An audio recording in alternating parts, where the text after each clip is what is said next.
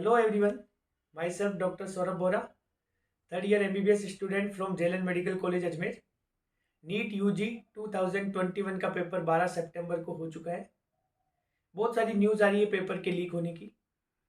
अगर हम बात करें कि नीट का पेपर वापस होगा या नहीं, तो इसमें दो चीज़ें मैटर करती है। एक सबसे इम्पोर्टेंट चीज़ ये है कि अगर पेपर मास लेवल पे अगर ओपन हुआ होगा या मास लेवल पे चीटिंग हुई होगी तो देखिए पेपर फिर से होगा और पेपर में आपको सिर्फ 1 से 1.5 महीने का फिर से समय मिलेगा, लेकिन इसके चांस केवल 30 to 40% है। धीरे धीरे अलग अलग डिस्ट्रिक्ट्स में पेपर के ओपन होने की और पेपर के लीक होने की खबर आती जा रही है। लेकिन अगर हम ये मान के चले, जिसके सबसे ज़्यादा चांसेस है, 60% चांसेस इस चीज़ के हैं कि जो पेपर है वो वापस से नहीं होगा, क्योंकि 16 लाख बच्चों का पेपर फिर से कंडक्ट करवाना थोड़ा सा टिपिकल काम है गवर्नमेंट के लिए। लेकिन अगर डेफिनेटली बड़े लेवल पे चीटिंग हुई होगी तो फिर से होगा पेपर। लेकिन हम ये मान के चलते हैं कि पेपर अगर नहीं होता है तो वही सेम पेपर रहता है, तो उसमें कट ऑफ का क्या सीन रहेगा। देखिए, किसी भी कंपटीशन लेवल के पेपर के लिए जो कट ऑफ होती है वो दो फैक्टर्स पे डिपेंड करती है। सबसे पहला फैक्टर ये है कि उस पेपर का डिफिकल्टी लेवल क्या है, किस लेवल का पेपर आया है, उसमें कठिन क्वेश्चंस कितने पूछे गए हैं। और दूसरा डिपेंड करता है कि नंबर ऑफ स्टूडेंट्स कितने उसमें अपीयर हुए, कितने एग्जाम्स, जो एग्जाम में स्टूडेंट्स है कितने स्टूडेंट्स ने एग्जाम दिए। हम सबसे पहले बात करते हैं जो फैक्टर नंबर 1 है एग्जाम के डिफिकल्टी लेवल का। तो देखो, मैं आपको पिछले साल का जो लेवल है उससे कंपेयर करके बताता हूँ।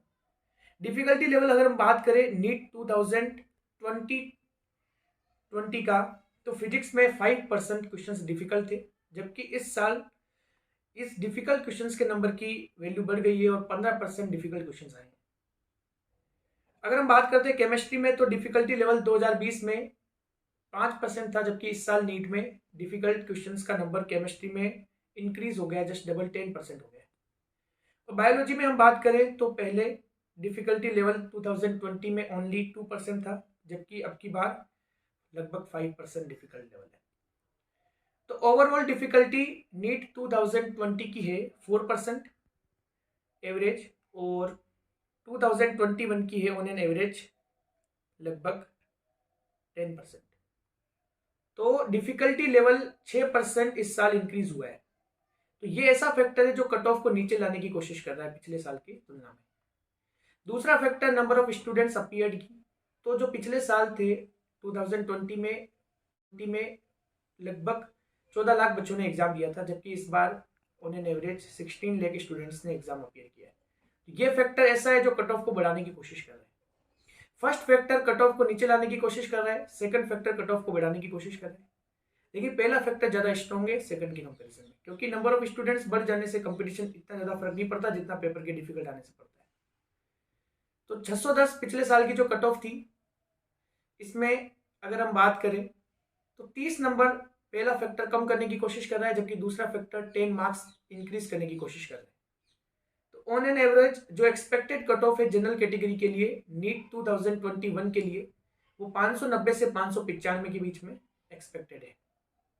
देखिए, इसमें प्लस माइनस 5 हो सकता है, ऑन एन एवरेज 590 to 595 हो सकती है। अगर हम बात करते हैं ओबीसी कैटेगरी की, तो ज़्यादा फर्क नहीं आता, 585 to 590। अगर हम बात करते हैं एससी कैटेगरी की, तो कट ऑफ जो एक्सपेक्टेड रह सकती है वो 490 to 500। और अगर हम बात करें एसटी कैटेगरी की, तो 425 to 430 के बीच में एक्सपेक्टेड कट ऑफ इस साल की नीट 2021 की रह सकती है। ठीक है, thanks for watching the video. Please like, share and subscribe the channel.